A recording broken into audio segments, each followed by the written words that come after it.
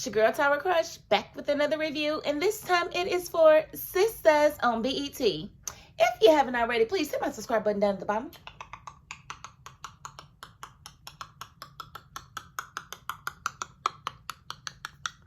Thank you so very much, and let me get right into this review because y'all know y'all ain't seen me in a minute. Y'all ain't seen me since before Christmas. And it ain't my fault. Yes, it is my fault because only I am in control of me sitting down and doing these reviews. I have been watching. It has been paint drying, but it's been a couple of moments that I really should have came in and reported on, and I do apologize for not doing that for you guys, but I do thank you for coming in and tuning in to this review today because I am back on track.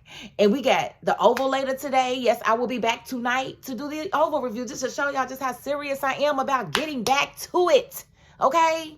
Now, there's been a lot going on. She got a lot of business going on. And I've been thinking about putting that on my YouTube. But I said, nah, I'm really doing reviews on my YouTube. I don't really want to bore them with my real life or whatever. And y'all ain't never really said what you really be doing, Tyra. So I ain't really never did that. So if y'all want more lifestyle stuff, y'all let me know. Y'all let me know. But y'all ain't told me that. So I ain't going to tell y'all nothing about what's going on with that. But it's interesting. But if y'all want me to tell y'all, y'all want to see videos about what Tyra really does when she's not doing these reviews, then y'all will let me know that, right? And everybody said nothing, so I'm not doing it. Okay, so let's get into this review. Now, Andy, why was she walking in that parking garage like she didn't know somebody was already following her? And I was really, really mad at her that she didn't tell nobody when she went to work that somebody was following her in the parking garage because you don't even know who was following you, ma'am. And you're not the Karate Kid, so I'm just saying. So her actually being defensive and Mason the dude and kneeing him and like, yeah, what do you want to do? What do you want to do? I was like really proud of her, but I was like, girl, you are not the Karate Kid. You need to let somebody walk you to your car the next time. I'm just saying. But it turns out he was sent by Big Bird. His name happened to be Bird. He was sent by Big Bird. I was like, what? What are the chances? But, you know, Robin sent him to look after her or to watch her, to see her movements or whatever as her attorney.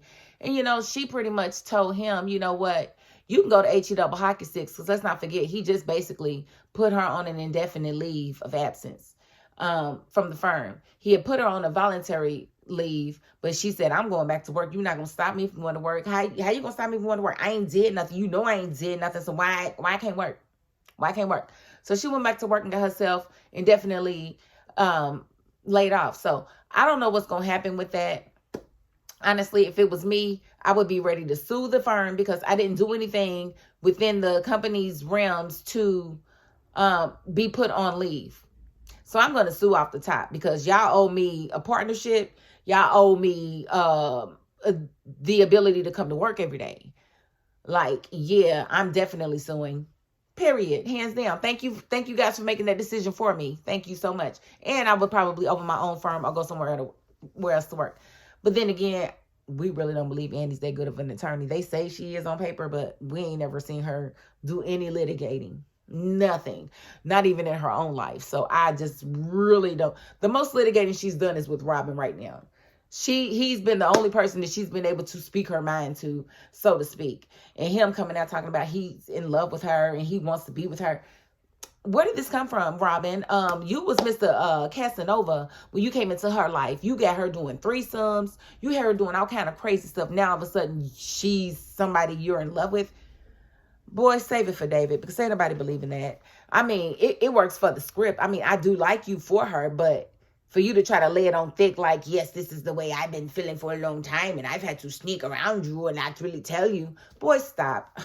I've heard those words before, and they come from a man that just really wants you to believe that he's into you like that, but he's really not. He's really not. He's love bombing you right now, Andy, and I am so happy that you didn't fall for it. You call him Gary, and I couldn't. He's like, you're really going to sit here and compare me to Gary? Yes, I am, because you both want to control me. So she fired him. Lickety split, and I wasn't mad. Let's see. I somehow believe, and I'm going to be all over the place because I've got notes from the previous episodes that I did not review and notes from this episode. So I'm pretty much going to catch up with what I believe is going on with everybody. I believe Hudson and Aaron are working together for some reason against Gary. I'm not sure what it is. But I found it odd that Aaron has not been to the hospital to see Gary at all. And I don't know who Hudson was on the phone with when he was like, we've got a problem. Let me go to someplace more private. And he wanted to get away from Gary in that moment. So I don't know who it was that he was talking to, but I have a feeling that it was Aaron. Y'all tell me what y'all think about that. I think Gary's amnesia is very, very convenient. I don't know if I believe it or not, but he's being extremely consistent. So it's like they really want us to buy the fact that he doesn't remember anybody or anything but Andy, which I find extremely suspicious, because why her of all people in your life? You don't remember anybody else, no one else. You don't remember any of your other, like, it's just weird that he only remembers Andy. And so that's what makes me not believe him, not believing. I think he's going to slip up, or they're going to show us later in the season that he's been having his memory this whole time. But I think they're going to try to use his memory loss to somehow make Andy fall back in love with him or something. I don't know. Because she really don't seem to be checking for Jordan like that. And she pretty much curbed Robin. So I think they're trying to open the books for her to fall back in love with this new Gary. And he's probably going to come back a different person. Blah, blah, blah. But I don't believe it. I don't believe it at all. So then we have, Zachary, Mr. I don't know my place and I don't know how to move around women that are pregnant by me, Zachary. Always popping up on Karen to check on her and the babies, which is fine. It's cool, whatever. But you're doing too much. All the text messaging and all of that. So Karen shows up at the house to address the fact that he's sending her message after message after message, and he's suggesting things for the baby that isn't even here yet. And so she's upset about it. And of course, Fatima wants to check her, because what you're not going to keep doing is coming to my home to address this man that you can call on the phone. And Karen's like, well, I didn't want any more text messages, nor any more messages in my phone. Well, why didn't you pick up the phone and call? And then you could have had the conversation. That way he would have known not to send any more text messages. So it was absolutely unnecessary for Karen to go over there, except for the fact that Zachary slipped and told her that Fatima was pregnant. She immediately started trying to have them babies.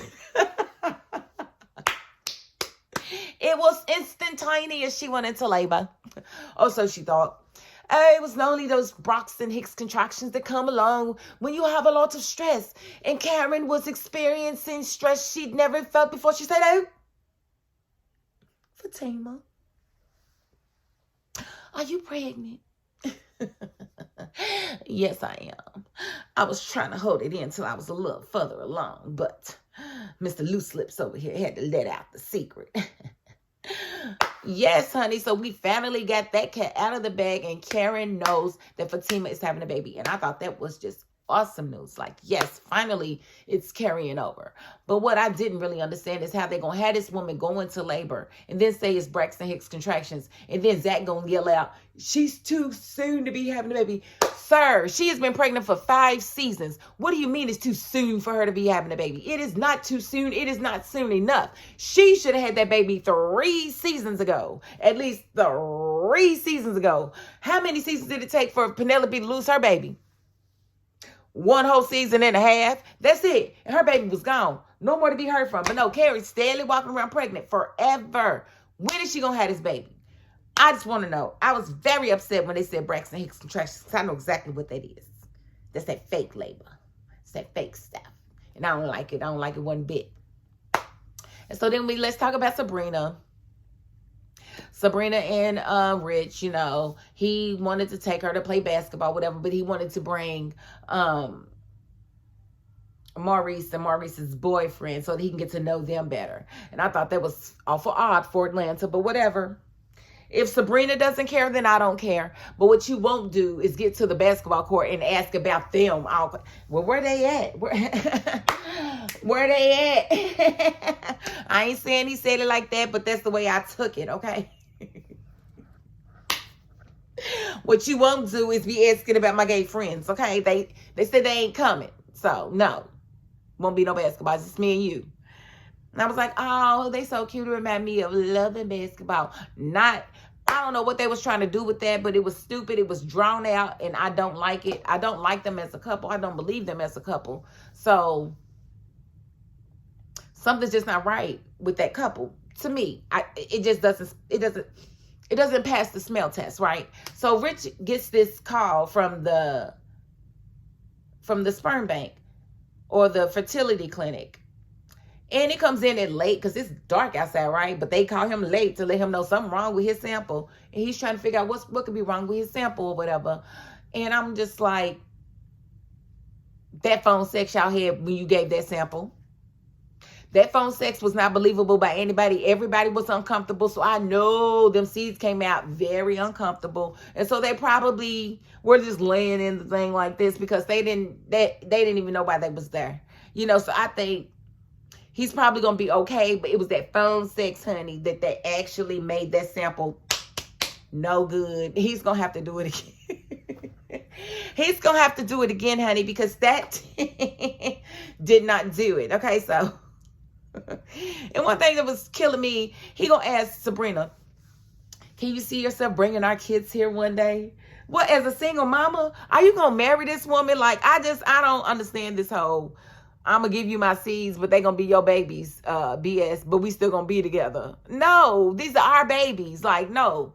Once you tell my sperm donor to go on to hell, then that means that you gonna be right here with me with these babies. Like, I don't understand how to fix it. Just fix it, please. Who else I need to talk about? Danny. Danny making Tony regret ever making her call her therapist or whatever, because her and Tony done fell out because she trying to do things without drugs, without the alcohol, without the weed or whatever. And I get that, but it's really a part of her personality. So she's probably withdrawn a little bit. She's trying to figure out who she is without these things, without sex or whatever. And he's just not a very good helpmate in that. And he does, every time something happens, he wants to micromanage her brain and figure out what's going on. But what do we need to do? And, you know, she don't want to be shrunk all the time. Like, I don't want you looking at me and trying to figure me out all the time. How about you figure yourself out? And so she sent him on his way. She threw something at him because he tried to take his line with him, and she didn't appreciate that. And I thought that was wrong. Don't throw nothing at nobody. You don't want nobody throwing nothing at you, Miss Danny. Don't do that. That's not cool. Even if it is Tony and we don't like him, we don't throw things, ma'am. We are grown. We don't do that. Okay? All right. And so I didn't really appreciate that part. But then, you know, she gets the huffing and puffing, and she gets on the phone. And I thought she called 911 talking about she had a panic attack, having a heart attack. And she didn't call her therapist. Her therapist come over there and they talking or whatever. And the therapist called 911 so that they can come and check her out or whatever. But she just had an old panic attack. And I knew that's what it was because she was stressed out. You know what I'm saying? So she's fine. But she wanted the therapist to call Sabrina.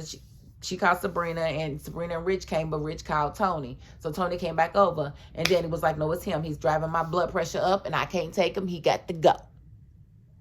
He got to go. And so I was happy about that. I really hope they actually break up, but I don't think they're actually going to break up. But I think that was just a temporary moment in time for her to actually send him out, because she called him a sexy bull in a china shop. So that means she still wants him. She just wants him to respect her boundaries, and I definitely get that.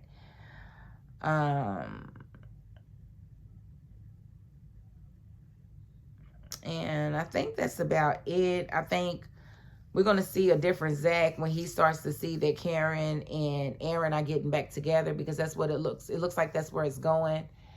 And I don't know what Aaron's issue is with Zach, thinking that he can just buck up to him. Zach done beat him up once or twice already, so I hope he doesn't think he can get that off and get away with it, because Zach ain't gonna let that happen. And he only got so long to keep talking crazy to Zach before Zach go off in his mouth, because that's what he's gonna do.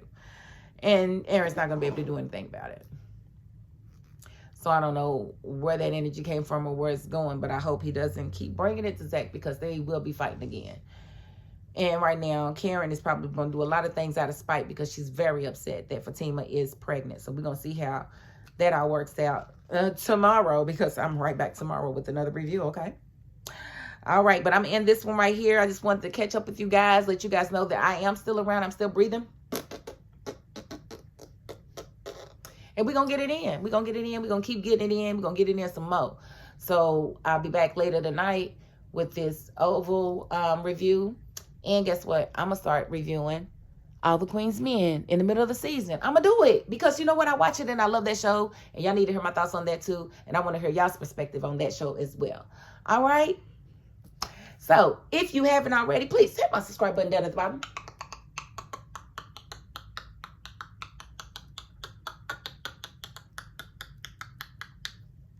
Thank you so very much. And if you are not the subscribing type, you know what? You got to the end of this video, and that's more than I can ask of anybody, so thank you. And that is my $5.02.